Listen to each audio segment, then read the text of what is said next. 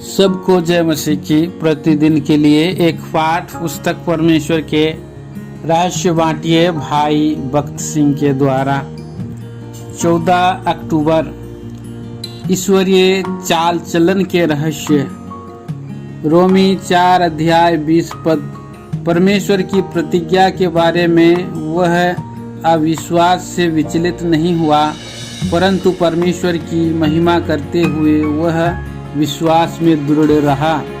Abraham परमेश्वर की वाणी को सुन रहा था और इसलिए परमेश्वर उसे पहले से ही यह बता सका कि कैसे उसका वंश एक जाति के रूप में मिस्र में 400 साल तक दासत्व में रहेगा और फिर चौथी पीढ़ी में वह देश में लौट आएगा।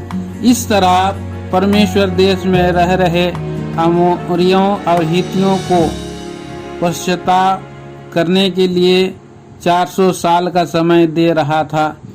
इस समय काल में अगर वे अपने पापों से मन नहीं फिराते तब उनका न्याय होना था। लेवी व्यवस्था 18 अध्याय 23 से 25 में वहाँ रहने वाले जातियों की दुष्टता का बयान है। जब इस्राएल की संतान मिस्र में से लौटी तब वहाँ ऐसी ही दुष्टता थी।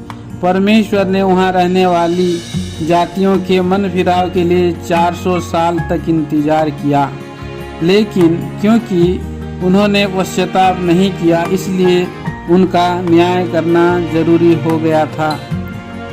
परमेश्वर ने इस्राएल की संतान से उन नगरों और उनमें रहने वालों को पूरी तरह नाश कर देने के लिए कहा था।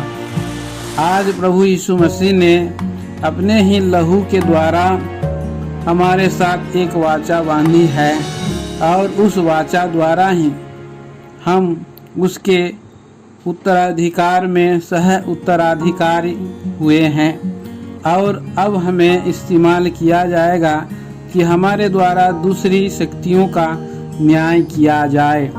1 कुरिन्थी 6 अध्याय 2-3। ऐसा विशेष अधिकार पाने के लिए हमें एक दृढ़ सक्रिय विश्वास दिए जाने की जरूरत है।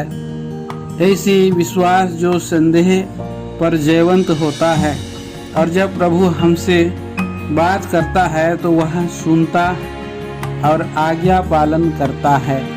परमेश्वर इन विचार